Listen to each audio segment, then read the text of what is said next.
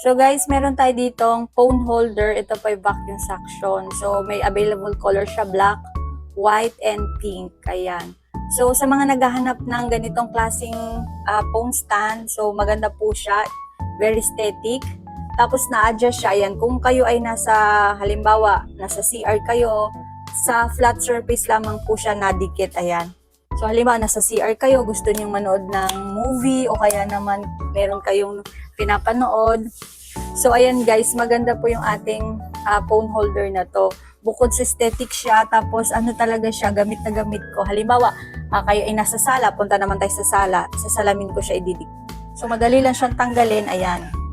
Tapos ito nga po pala ay meron na siyang off pagka hindi siya naka-suction, on naman pagka once na naka-suction, dikit na. So ito siya, hindi na ako gumamit ng screen para makita nyo, ng flash. So ayan, dikit nyo ng husto, and then, i-ano ninyo, isarado. Ayan.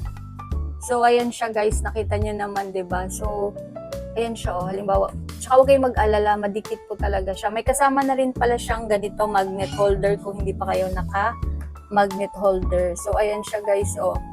Tapos pwede nyo i-adjust ng paganyan, ng paganyon, ng paganyan. Mahirap kasi pag ikaw lang mag-isa yan, ganyan.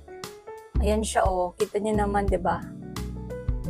So, ayan. Sa mga gustong mag-order nito, lalagay ko dyan sa yellow basket. Magugustuhan nyo talaga ito, guys. Katulad ko, nagustuhan ko siya. Halimbawa, nandun din ako sa harapan ng computer. Pwedeng, doon ko lang siya idikit talaga. Yan, nagasgasan lang, oh. So, ayan. Check out na kayo. Thank you.